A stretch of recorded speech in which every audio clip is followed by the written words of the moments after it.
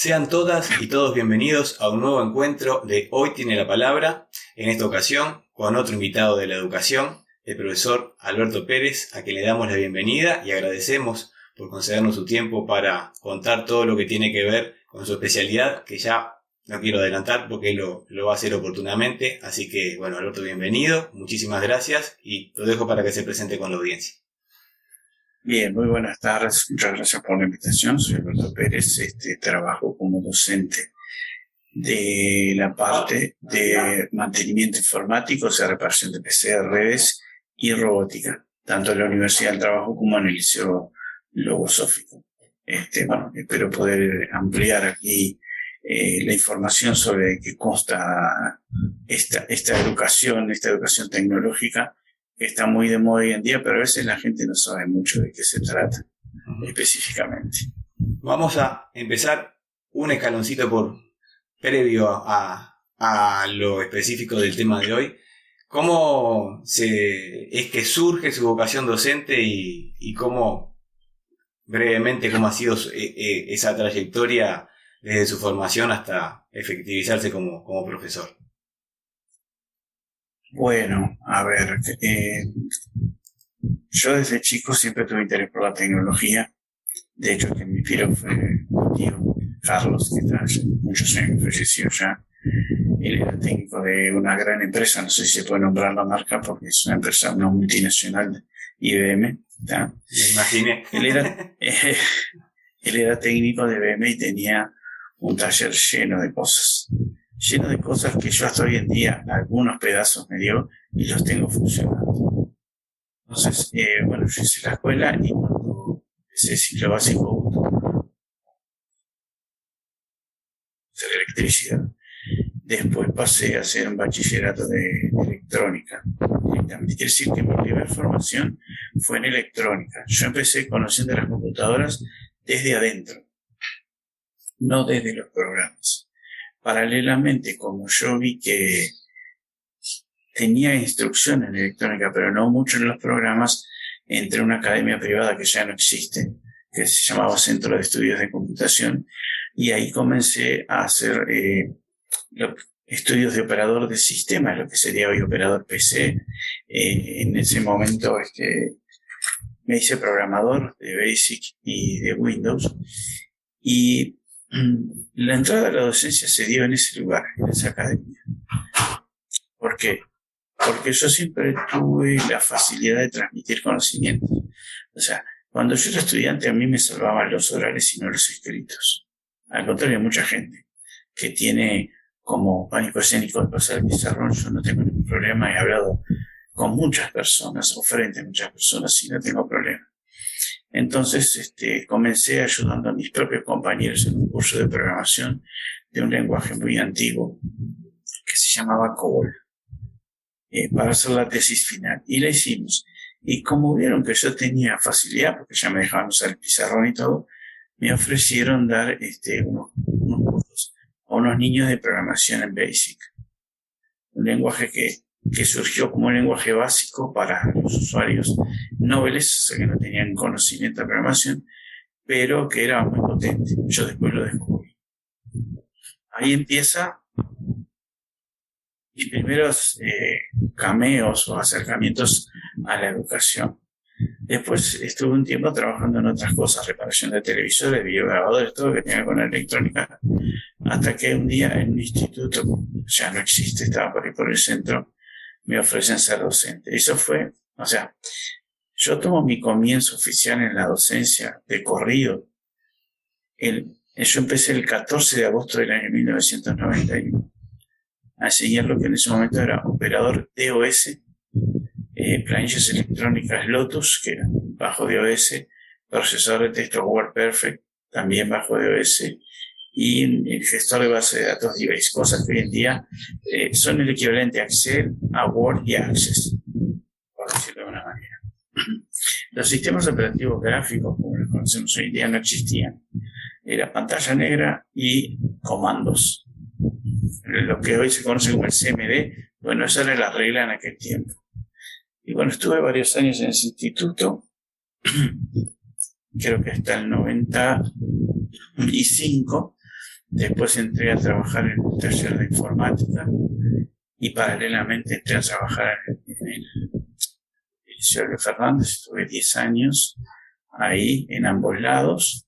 Después pasé en lo privado por el Positos de School. Después de ahí estuve en otras empresas electrónicas haciendo cosas que no tenían mucho que ver con eso. Y después dije en el Positos de School, después me fui a una fundación de cuestión informática. Estuve en una empresa constructora llevando todos los presupuestos de obra y construcción de edificios con planillas electrónicas, y era el encargado de reparar las máquinas también. Y paralelamente es una historia un poco extraña, porque soy una persona que también tiene como hobby la electrónica. La gente que me escucha dirá, esta persona está para internar. Pero yo me dediqué paralelamente como hobby a la radioafición. Soy radioaficionado hace muchos años y he llegado a construir mis propios equipos, también construía mis equipos de audio y todo. Entonces, más allá de otros hobbies que son fuera de eso, entonces se fue juntando el conocimiento de electrónica por un lado y el conocimiento de programación por el otro, y comencé a experimentar con las viejas computadoras que teníamos nosotros, que se conectaban a las televisiones, como la Commodore 64, la ZX Spectrum, la TK95, que era la Spectrum brasilera. Yo tenía una que se llamaba Adam, una blanca, y comencé a experimentar de cómo controlar con software componentes, dispositivos electrónicos. Quiere decir esto, que las primeras clases, los primeros experimentos de robótica que hice, lo hice con computadoras. Hoy en día tenemos pequeñas placas llamadas Arduino o las Microbit, que son computadoras en miniatura. Pero yo creo que empecé con eso cuando los años 80, cuando todavía era un estudiante, porque a pesar de que nosotros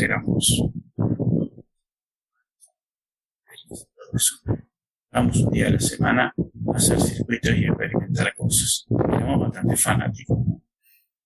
Digamos una categoría que hoy no hay mucho. No hay mucho. Habrá muy pocas personas que son tan fanáticas como nosotros por esas ciencias. Y bueno, ahí comencé a experimentar hasta que en algunos de los liceos que trabajaba me permitieron hacer como unos pequeños talleres de robótica utilizando máquinas que ya estaban, o sea, que funcionaban, pero que estaban discontinuadas para lo que es una clase de informática tradicional. Como los programas iban avanzando en su versión y requerían cada vez más memoria, esas máquinas iban quedando un poco de lado. Entonces las usaba yo como sistemas de control que con los lenguajes que tenía me alcanzaba bastante. Y siempre fui haciendo eso paralelamente, principalmente en institutos privados, hasta que en el 2013 entro a la Universidad del Trabajo como docente interino. Entro primero en la parte de reparación de PC, después entro en la parte de segundo y tercero, que son todos redes. Paralelamente la UTU nos paga un curso hecho con la empresa Cisco, o sea, somos instructores Cisco de redes, y después hice lo que sería una normalización o una acreditación de saberes de robótica, como que demostré lo que sabía de robótica, porque ya hace un tiempo que estaba trabajando con las placas que trabajamos ahora en robótica. Y bueno, pude entrar al bachillerato de robótica y telecomunicaciones, por ahora en primer año, que es el laboratorio de robótica, después segundo es comunicaciones y tercero son redes. Y ahí estoy, sí, desde el 2013 estoy en ese derrotero, siempre enseñando, siempre experimentando. Bueno, ahora he propuesto el mismo de los talleres de robótica en el Logosófico. Vamos a ver si podemos tener algunos. Y hasta el momento seguimos lo mismo, siempre, digamos, entusiasmados con la experimentación, con armar cosas nuevas, ver qué cosas podemos resolver con estas máquinas pensantes. Estuvimos el año pasado, hicimos un proyecto con un tercero de visión artificial, donde una computadora reconocía rostros para dejarlos entrar a un centro de cómputos. Y ahí se nos van ocurriendo muchas cosas, ¿no? También estuve en el Liceo del Pinar, donde tenía un taller de robótica y hacíamos todo tipo de cosas. ¿Sí? Sería muy largo explicar. Un poco en resumen, esa es mi historia.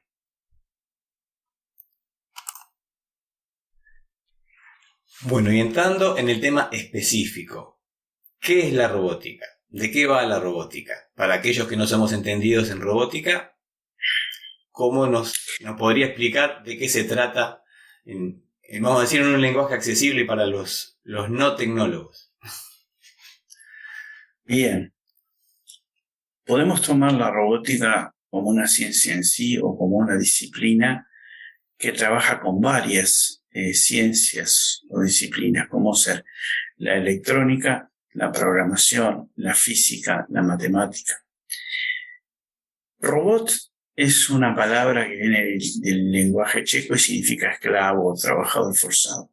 La robótica consiste en diseñar máquinas que interactúen controladas por cerebros electrónicos en el entorno humano. Máquinas, entre comillas, pensantes, con algún tipo de inteligencia que nos puedan ayudar en nuestras tareas diarias. Pensemos en algo tan sencillo como una impresora, porque hay un preconcepto. Cuando la gente dice robot, todo el mundo, o casi todo el mundo, se imagina o el brazo robot o el aparato humanoide antropomórfico. Hay robots con forma de insectos y hay robots que no tienen forma de nada parecido a un ser orgánico, sin embargo, cumplen la misma función. O sea, y tienen la misma estructura. Es una máquina que tiene sistemas que se mueven, que agarran, que pueden sensar temperaturas, humedad o hoy en día visión artificial, que están controladas por un cerebro electrónico y que actúan en el entorno humano. Como por ejemplo, máquinas que van a lugares donde para el humano es tóxico o nocivo ir. Por ejemplo, las centrales nucleares. Robots médicos para operar a distancia, que trabajan conjuntamente con el médico. Pero nosotros básicamente podemos decir que en cierto modo estamos ya rodeados de robots. Las máquinas sencillas como la impresora, la aspiradora que se puede comprar, cualquier sistema capaz de reaccionar a un estímulo externo y hacer algo por ese estímulo, lo podemos tomar como un robot. Eso incluye sistemas mecánicos, alimentación eléctrica y un sistema computacional por más pequeño que sea. Esa sería un poco la visión general.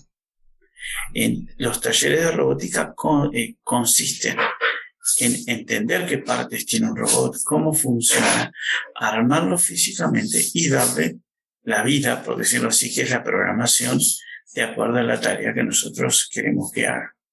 Por ejemplo, algo que la gente piensa que es mágico y tiene una terrible programación atrás es un ascensor. Todas las tareas que hace un ascensor están controladas por unas máquinas que se llaman PLC, o sea, Programmable Logic Controller. Son cerebros. El motor del ascensor es el actuador, es lo que mueve el ascensor. Y toda la lógica de si me apretaron el botón del segundo y cuando voy andando me apretan el botón del cuarto, entonces primero voy al cuarto y bajo, todo eso está programado. Todo eso está programado. Todas las máquinas como los robots de cocina procesan hasta digo, puede parecer un chiste, pero hasta la sopera en la que yo hago la sopa tiene una programación adentro, porque primero calienta, sensa la temperatura, corta cuando la temperatura llegó a un cierto nivel de grados y enciende la licuadora durante un tiempo. Además está sensando que el nivel de agua no se pase de lo que está marcado en el cuerpo, digamos, en la jarra de la sopera. Y ahí tenemos un robot que no es tan básico. La cafetera express, toda la secuencia que hace la cafetera.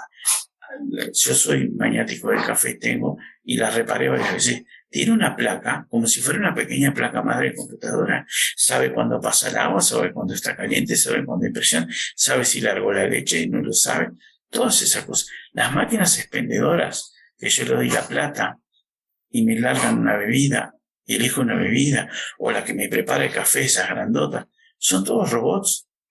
Nosotros no los vemos porque para nosotros son una caja con luces, pero desde el punto de vista de la definición electrónica, son robots y cumplen con las normas estructurales de ser un robot. Hoy o mañana puede tener una máquina que con un brazo me alcance el vaso. Nosotros uno de los proyectos que hicimos más interesantes fue con una vieja PC y solo la bandeja de la unidad de CD, hicimos una máquina que da bebidas, que tiene dentro una botella, mete el vaso, llena la bebida, sensa que el vaso no se derrame y después lo saca. Después capaz que puedo pasar ese video porque está interesante. Entonces, consta de eso. En cierto modo, yo le digo a mis alumnos que somos como pequeños dioses que creamos seres. Estos seres son electrónicos, son sintéticos, pero nosotros le damos la inteligencia. Y esa inteligencia no es estática, porque cuando nosotros nos damos cuenta que hace un proceso, pero no lo hace tan eficientemente como queremos, formamos equipos de programadores para optimizar el programa. ¿Ah? Y hoy en día la robótica está muy avanzada, tenemos la inteligencia artificial capaz de aprender igual, no sé si al mismo nivel, pero casi al mismo que el ser humano, o el machine learning, que se dice aprendizaje de máquina, que se usa, por ejemplo, en reconocimiento de objetos, para que se reconozca si alguien lleva un arma, o lleva un vaso, o lleva una llave, y el reconocimiento facial también se hace mediante ese proceso. Entonces está muy avanzado. Entonces, los alumnos que están, en realidad es para todos los que estén interesados, pero con más énfasis en aquellos alumnos que tratan la tecnología. Lo último que tenemos hoy en día que es el Internet de las cosas. Todo el mundo habla de ¿qué es eso? El Internet de las cosas es cuando yo puedo dotar a un aparato electrodoméstico de una capacidad de comunicaciones, de conectarse a la red de redes hacia Internet, y yo desde cualquier punto de esa red puedo pedirle información o puedo pedirle que actúe de alguna manera. Puedo encender y apagar el calefón a tal hora para que no esté prendiéndose y apagándose continuamente. Hoy se venden lavadoras con conexión Wi-Fi para programar el lavado. Luces, lo que más se vende son esas lámparas RGB de varios colores que son capaces de conectarse a Internet. Y yo las puedo prender desde cualquier punto. Yo mismo tengo una casa afuera y las luces las prendo desde el celular. Mando un SMS y prendo las luces y las apago también. O sea, el mundo, el planeta nuestro está cableado por una gran red a través de los océanos principalmente, y cualquier dispositivo que esté en cualquier parte del mundo, yo lo puedo controlar y recibir información. ¿Ah? Y si tiene una parte robótica, puedo hacer que actúe. Por ejemplo, como decía hoy, los robots de operación, que el médico puede estar, no sé, en Estados Unidos, operando a alguien que está acá en Uruguay. Básicamente eso es la robótica, poder crear ese tipo de máquinas. Yo de estas cosas me estoy enterando más por el contacto con ustedes, porque mi disciplina es la música, y lo que sí, escuché algún ruido de plato que debe tener prendido el robot lavaplatos ahí en su casa, ¿puede ser? No, no, aunque te parezca mentira, no tengo, en mi casa no tengo robots, no. Estamos preparándonos porque nos vamos de viaje. Pero, pero en realidad no tengo ni una aspiradora automática. Como dicen en casa de herrero, cuchillo de palo. Es curioso porque, claro, justamente una persona que se dedica tanto a la parte tecnológica, después en la vida cotidiana, de repente va por el otro lado y trata de hacer las cosas de una forma más artesanal. Sí, vivo en una choza, esto es un fondo. No, pero en realidad yo dije, si voy a tener una aspiradora automática, va a ser una hecha por mí, no comprada. Claro. Entonces, capaz que este año le pido a los alumnos, hacemos un vehículo y le ponemos esas aspiradoras recargables y que sea hecha por mí. O sea, que aspire como quiero yo, no como quiere ella. Claro. Ahora, estábamos hablando, usted mencionaba lo que son todos los, vamos a decir, los robots físicos, ¿no? Hay, Sí. por ejemplo, plataformas digitales, a ver, por ejemplo, como Discord, como existen en Discord, por ejemplo, los famosos bots que manejan automáticamente determinadas funciones dentro de la plataforma digital, por ejemplo, filtrar cosas, si de repente se ponen determinadas reglas para una comunidad de internet y el robot fiscaliza que todas las interacciones estén de alguna forma de acuerdo a esas reglas y que no sean transgredidas, y bueno, y hay ciertas penalizaciones y todo eso en cuanto a ese intercambio de información que manejan los usuarios. ¿Cómo se puede categorizar un bot de este tipo dentro de lo que... Porque no estamos hablando de algo físico, estamos hablando de un robot virtual. Sí, bueno, es una denominación que se le da, es un software, ¿no? Es un software, pero como es un software que actúa de cierta manera autónomamente, sí, o sea que no es que yo lo tengo que hacer doble clic cada vez que lo quiero usar, sino que actúa autónomamente, se lo compara con un robot, es un robot de software. Un programa ya con una actividad predeterminada. Por ejemplo, en el tema de Internet de las Cosas, yo he hecho algunos proyectos que tienen que ver con bots de Telegram. Se conecta una pequeña placa que tiene una cámara incorporada en un lugar que tenga conexión a Internet. Pero esa placa tiene un software adentro que se conecta a una cuenta previamente hecha de Telegram. Y hay un bot que se puede crear, ya que Telegram tiene un gran bot, al que se llama BotFather. Ese BotFather me permite crear mis bots. Yo lo consulto, entonces es un gran software, y me creo mis bots. Entonces he creado bots al que yo le pido que tome una foto, toma una foto con esa cámara y me la manda por la cuenta de Telegram. También eso que decía hoy de encender luces o recibir información a través de SMS también se puede hacer a través de bots de Telegram. Inclusive también se han usado bots para cosas no muy buenas. Por ejemplo, los hackers utilizan ejércitos de bots, o sea, infectan máquinas con bots para que para ellos minen criptomonedas. Entonces, estamos nosotros hablando acá, navegando, nos infectan la máquina y ese bot se pone a trabajar ocultamente dentro de nuestra máquina para minar criptomonedas y mandárselos a la cuenta de hacker. Pero, en resumen, un bot es un software con una tarea específica y que es autónomo. Básicamente así. Se le da la denominación de bot por el tema de robot porque se lo compara con lo que sería el robot físico. Hace muchos años yo estuve enseñando un juego que sacó la empresa Microsoft, que quedó en el olvido ahora. Se llama Hojimi y consta de una competencia de nanobots, o sea, robots que van por dentro de un cuerpo humano, curando ciertos puntos, llevando medicina a ciertos puntos. Lo interesante de eso es que los robots se controlan con programación. Si nosotros dividíamos los alumnos en grupos de a dos y los hacíamos competir a ver quién, inyectábamos los nanobots en un brazo, por ejemplo, y hacíamos competir a los equipos de quién llegaba primero a los puntos de curación, quién hacía menos tiempo. Y eso también son robots virtuales. Hoy en día yo manejo, por ejemplo, simuladores de robots físicos en línea, porque no todos los alumnos tienen el equipamiento para construirse un robot en su casa.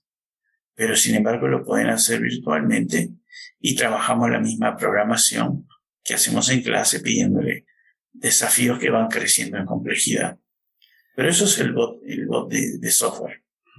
Es un programa autónomo. Lo que mencionaba de los nanobots, que a ver, se ve mucho en las películas de ciencia ficción, pero ahora que me lo están mencionando, veo que hay una realidad atrás de todo eso.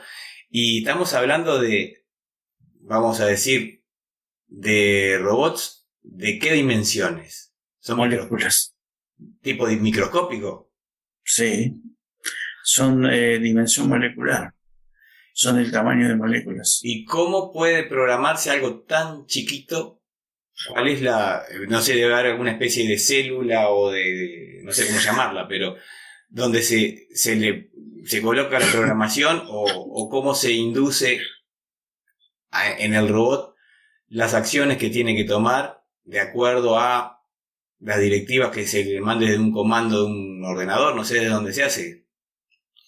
Sí, es un poco... Yo no leo mucho en el tema, pero creo que estaban tratando de utilizar, digamos, la programación, primero que nada, se basa en que todos los sistemas computacionales entienden solo 1 y 0. O sea, prendido y apagado. Todos los datos se convierten en binario. Yo creo que de alguna forma ellos utilizan, puede ser que un nanobot sea un conjunto de moléculas y hay moléculas que funcionan como una memoria, o sea, algunas están en estado encendido, otras apagado. Si te digo exactamente cómo lo hacen, no lo sé porque todavía no está en fase experimental. Pero han logrado, por ejemplo, grabar información en cristales de cuarzo. Han logrado grabar información adentro del ADN. Entonces, yo creo que no sería muy problemático para ellos, ¿no? Para que lo están haciendo, grabar información en conjuntos de moléculas, en bancos de moléculas que serían como una memoria, y al ir recorriendo el cerebro del bot las posiciones de esa matriz de moléculas, igual que una memoria RAM, iría ejecutando las instrucciones que están ahí grabadas. Creo que esa es una de las teorías de cómo lo harían. Si les tengo que decir exactamente cómo lo hacen, no estaría mintiendo, porque las empresas tienen esos secretos por ahora celosamente guardados. Uh-huh. ¿Sí? ¿Cómo? A ver, estamos hablando que en este caso el nanobot ingresa al organismo. ¿El organismo lo expulsa de alguna forma? ¿Se queda en el organismo? ¿Cómo sería eso? No, yo creo que tienen que encontrar alguna forma de que el organismo no sé si lo asimile o no lo interprete como una... sí, no lo interprete como una amenaza. Claro. Tiene que ir... Yo pienso, es una opinión personal, que tiene que ir recubierto de alguna proteína o algo que sea interpretada como algo no agresivo. Uh-huh. Algún código genético que le diga que, no sé, capaz que le hacen pensar al sistema inmunológico que eso es un glóbulo rojo. Claro. Entonces, seguro, de alguna manera, no sé cuál es el mecanismo, le hacen pensar que es un glóbulo rojo, entonces lo deja tranquilo, digamos. Sí, lo deja funcionar como parte. Lo deja tranquilo, no lo salen a perseguir ni a destruir. Pienso claro. Que tiene que ser así. Claro.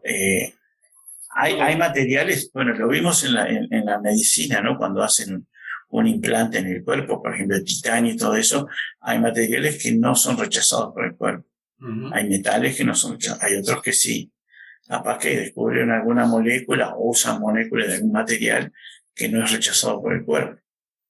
Claro. Son las dos teorías que se me ocurren en este momento, ¿no? Claro, sí, tiene que haber una compatibilidad, obviamente, porque si no, bueno, como pasa cuando hay un donante de un órgano que de repente... Exactamente. Se estudian los tipos sanguíneos, en fin, determinadas condiciones para que, a ver, el paciente consiga un donante que sea efectivo a la hora de no rechazar el órgano, por ejemplo. Inclusive a veces cuando el trasplante es exitoso, muchas veces la persona, el trasplantado, tiene que seguir tomando y medicamentos inmunosupresores para que el cuerpo como que lo siga aguantando, claro, de por vida. En algunos casos, en otros no. Para que lo pero creo que se da en el caso del hígado y esas cosas.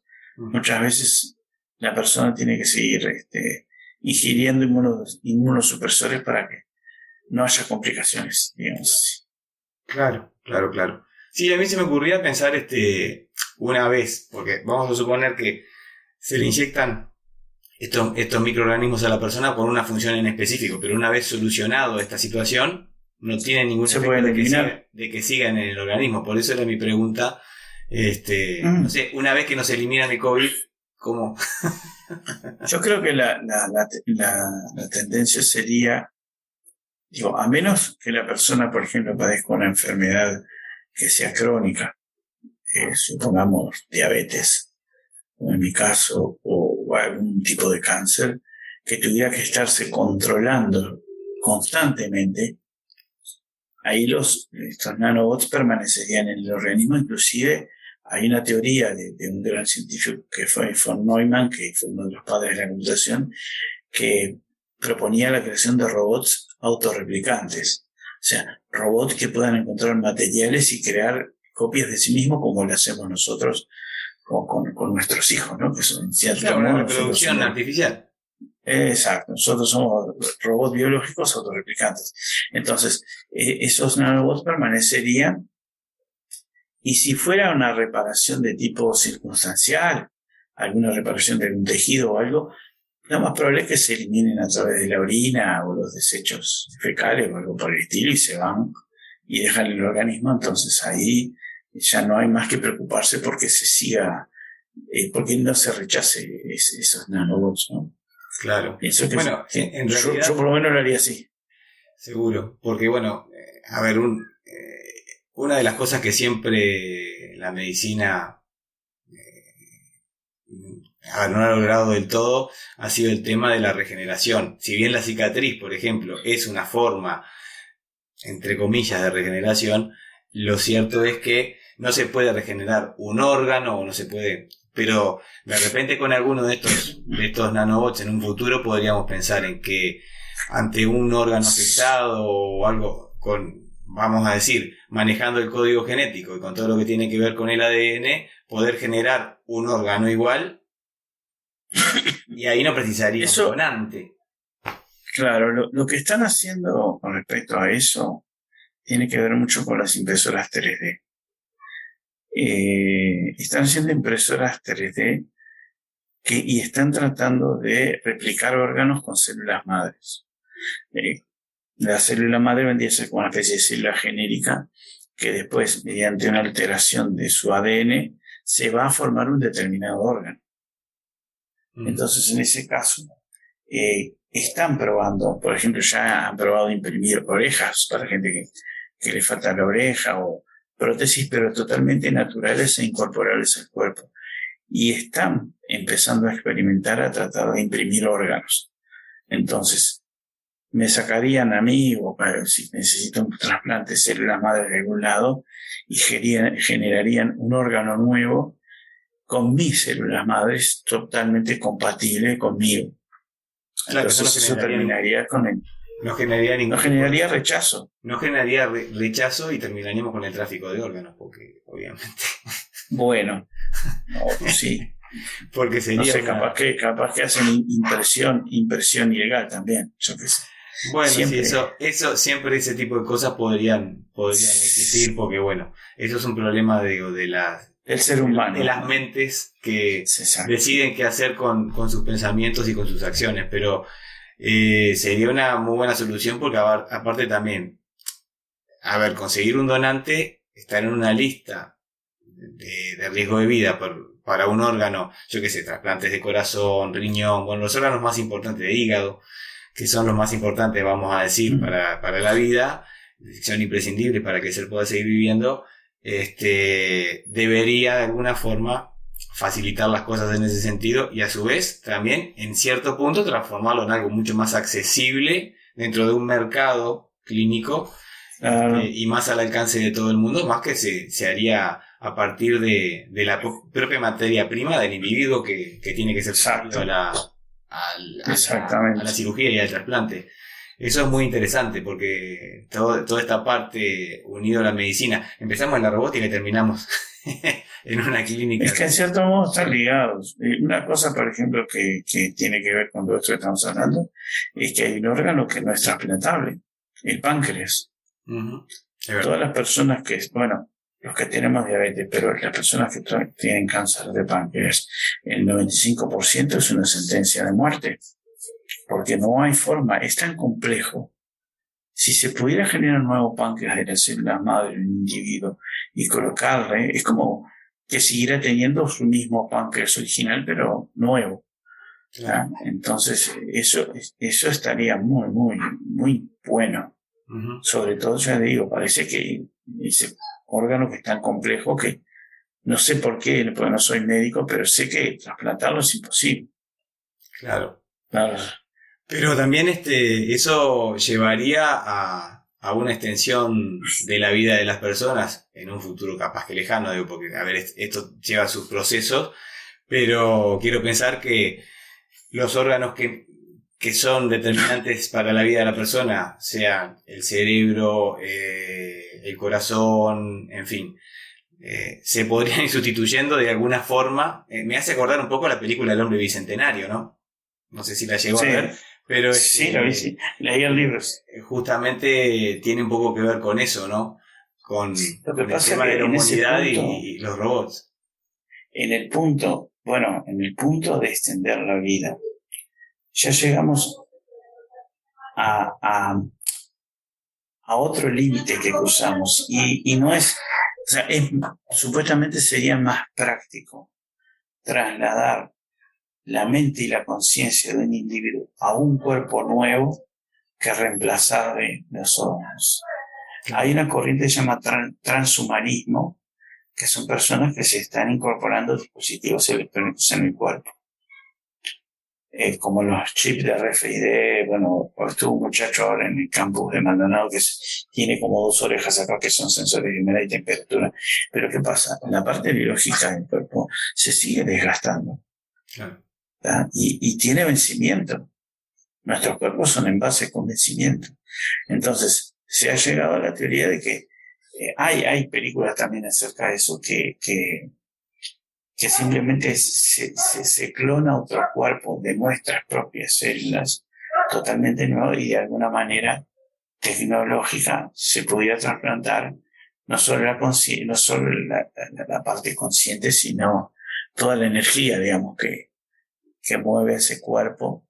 Ahí entran otros conceptos más esotéricos o etéricos, por decirlo así. Claro, sí. Pero como que me copian y me pegan el cuerpo y me pasan la grabación de toda mi conciencia es ese cuerpo. Entonces, este cuerpo muere, pero la conciencia y la vida sigue viviendo en el otro. Ahí ya me entra temas filosóficos, religiosos y un montón de cosas más. Me recuerda a la película Avatar, que también plantea un Claro, pero en Avatar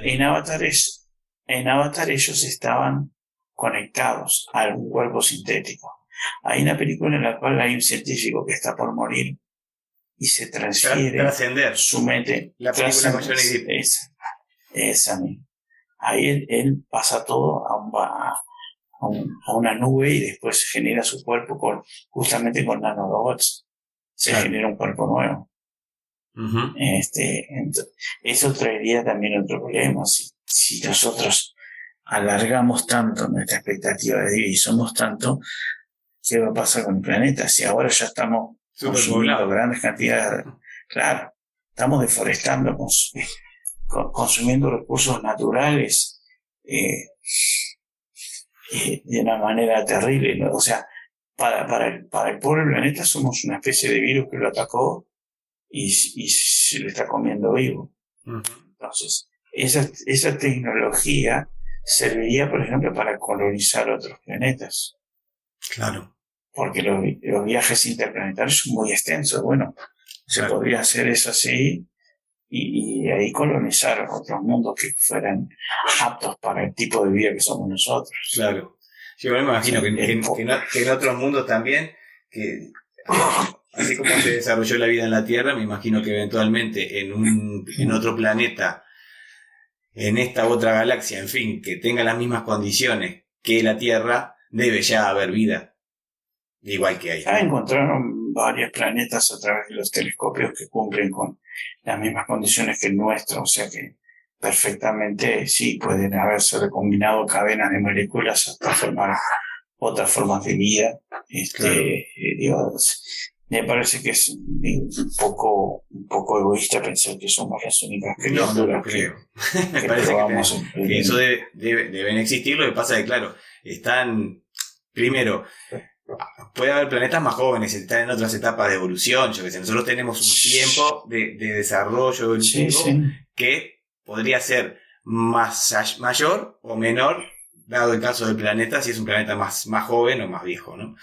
Pero después, las leyes de la física se cumplen en forma universal y todas esas cosas, vamos a decir que se mantienen a lo largo de todo el universo. Así que habría que ver, en el caso de poder hacer algún tipo de expedición a conocer otros mundos, buscar un poco la forma de plegar la cosa para poder llegar más rápido, porque Bueno, sí, ahí entramos ya el tema del espacio-tiempo es en los viajes complicado. de espacio-tiempo, agujeros de gusano, todo eso que ya, ahí entramos a tratar con Einstein Sí, y ahí Stephen Hawking y todo eso. exceden la robótica. Sí, totalmente. Sí. No, el otro que estaba viendo el otro día es que hay una teoría que puede ser que otras civilizaciones avanzadas lo hayan hecho y nosotros hoy y mañana lo podamos hacer, que es que en vez de ir nosotros orgánicamente a explorar, bueno, nosotros ya lo estamos haciendo en cierto modo, mandamos sondas robots. Bueno, que mandemos robots de tipo antropomórfico a investigar por nosotros. Porque nuestros cuerpos sufren mucho cuando van al espacio. Claro. Sobre todo, nomás sacar la vuelta en la Estación Espacial Internacional, los músculos se atrofian, los huesos se afinan, se pierde calcio, porque al haber ingravidez nuestros cuerpos sufren mucho. También el embate de las radiaciones y todo eso. Entonces una opción podría ser esa, tener diferentes estaciones, y ahí sí entramos a la robótica, porque ya la NASA tiene un robot de forma humanoide que ayuda en tareas en los transbordadores y la Estación Espacial Internacional, que sean ellos los exploradores que nos traigan los datos o los descubrimientos hacia acá. Y bueno, está también en la minería espacial. Quieren mandar robots mineros porque los asteroides tienen muchos metales que son nuevos, sobre todo para la industria electrónica, son importantes y son abundantes. Entonces ahí, o sea, todas sondas espaciales son robots, ¿no? Claro. Aparte de los vehículos que vemos en Marte, del Rover 1, que sea, la sonda que va por el espacio también es un robot, porque toma sus decisiones de navegación, sabe cuándo sacar la foto según el plano, sabe orientar la antena para transmitir hacia la Tierra. O sea, todo eso es robótica. Inclusive acá en Uruguay tuvimos el Antelsat, un pequeño satélite que se lanzó como experiencia y estuvo funcionando por un tiempo. Luego creo que reingresó a la atmósfera y se quemó, obviamente. Pero ya hicimos una experiencia de tipo espacial acá, claro, en Uruguay.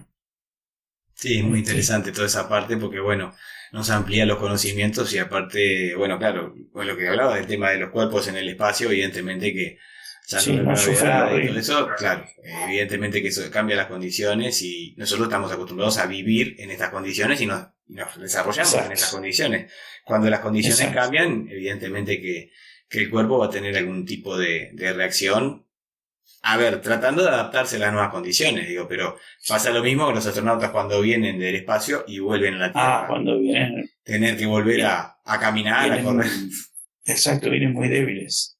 Inclusive en la Estación Espacial Internacional tienen que hacer ejercicio para mantener un poco la tonicidad de los músculos. Pero sí, digo, la robótica da todas esas posibilidades de que las máquinas hagan muchas cosas que nosotros también. Después está el tema social, o sea, el tema social, más bien el tema laboral, porque si tienen en cuenta los robots que están atrás mío, esto antes lo hacían operarios humanos. Claro. Entonces ahí viene el tema de qué se hace con los operarios humanos que quedan sin ese trabajo. Claro. Se los reconvierte para que estudien otra cosa o para que estudien a programar esos mismos robots y mantenerlos y vigilarlos. Claro, para que sean las personas atrás de las máquinas, eso Exacto. sería una posibilidad. Exacto. Pero lo cierto es que de repente, en cuanto a mano de obra, un robot hace el trabajo, no sé, de 10, de 20, y el operario termina siendo uno o dos. No sé. Sí, claro, son más eficientes en el sentido, bueno, primero no se cansan, Claro, se averían, son sí, máquinas, claro. no se cansan, pueden producir más rápido. Sí, en todo lo que tiene que ver con la industria automotriz está muy mecanizada. Hace poco vi un caso de una farmacia, la parte de farmacia de una mutualista en Argentina, que creo que acá también pasó, que tenía el robot que seleccionaba los remedios y los llevaba. Pero hubo una queja sindical porque eso le quitó el trabajo a los funcionarios que trabajaban en farmacia.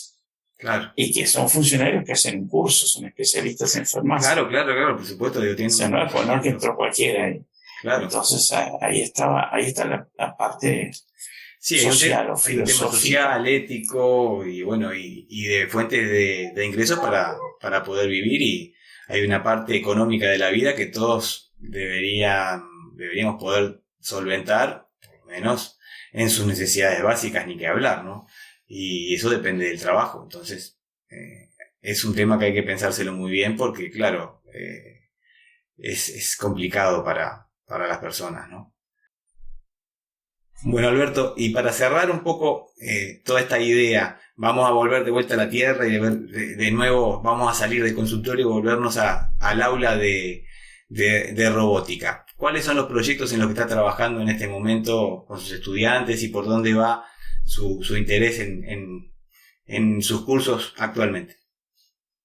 Bueno, el proyecto presentado para la institución del Liceo Logosófico son talleres de robótica en donde principalmente se hace énfasis en el pensamiento computacional y el desarrollo de programas, o sea, de algoritmos para resolver problemas que después los aplicamos a estas máquinas. Un ejemplo, tomar un vehículo y que el vehículo pueda circular por un ambiente evadiendo obstáculos.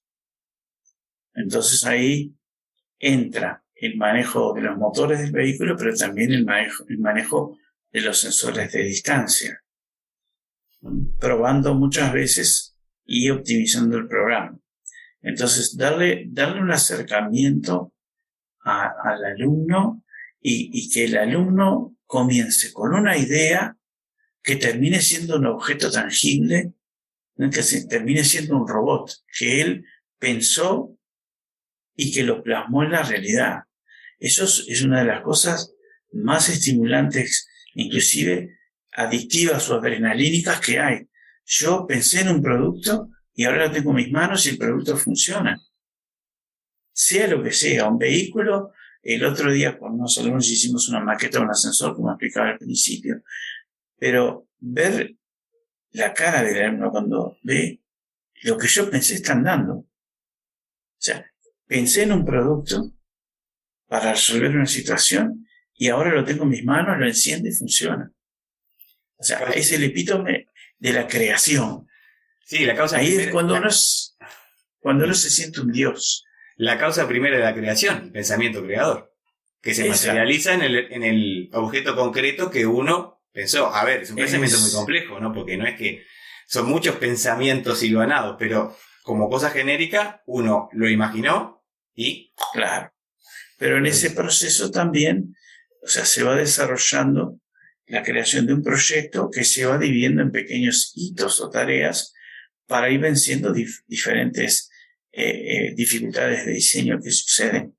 Entonces uno ahí aprende también a decir, bueno, tuve este problema, ¿cómo lo resolví? Pero yo no me di cuenta, pero mi compañero sí. Entonces ahí entra el trabajo en equipo. El equipo creativo, que uno se da cuenta, bueno, lo aplican y ven que lo resolvieron y ahí se sigue adelante. O sea,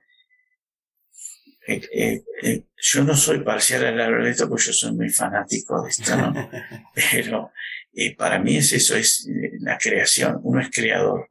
Claro. Uno crea esos dispositivos que después nos dan una función en la vida.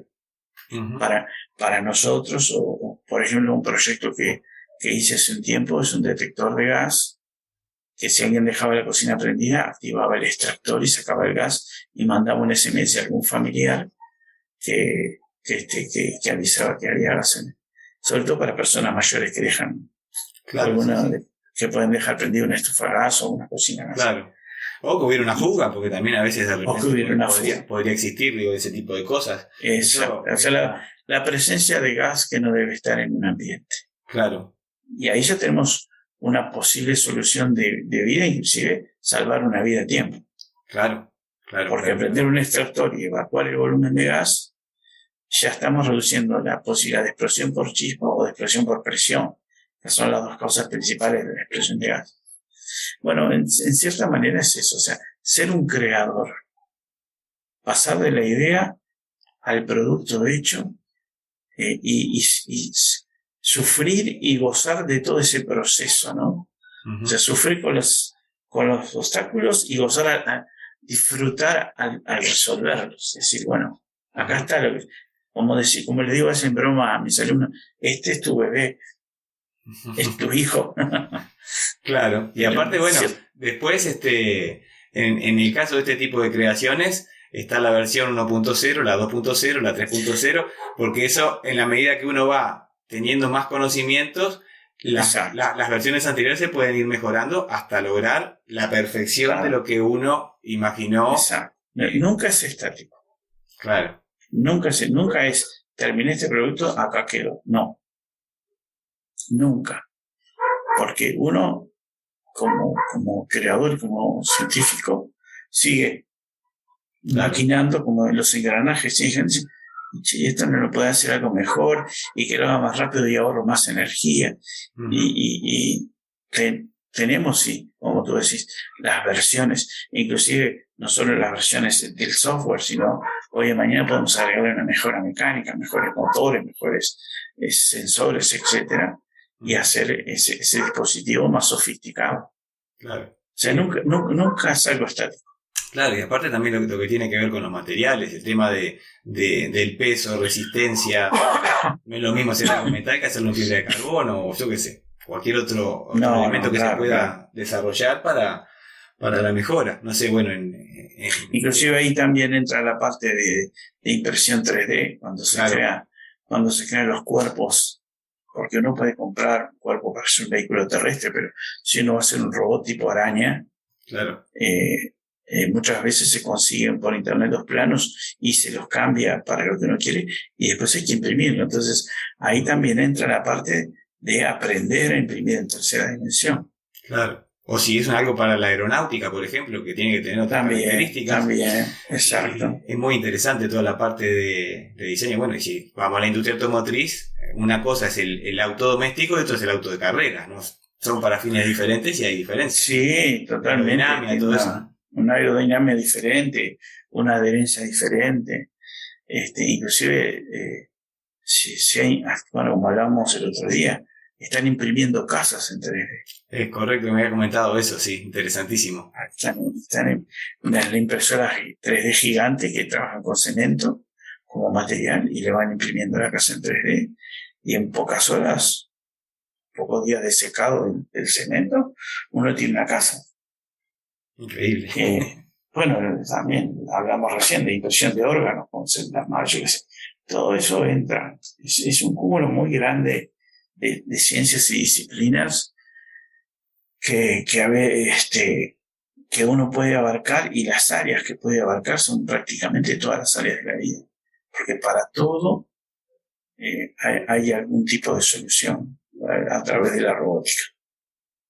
Muy interesante, la verdad, Alberto, ha sido un gusto todo lo que ha compartido igualmente con nosotros, bueno, conmigo y con la audiencia, digo, porque la verdad que ha sido una charla diferente, una temática por la que no habíamos transitado todavía en el canal, y la verdad que es muy, muy interesante, evidentemente que que hay mucho para conversar y aparte es una disciplina que está en permanente desarrollo.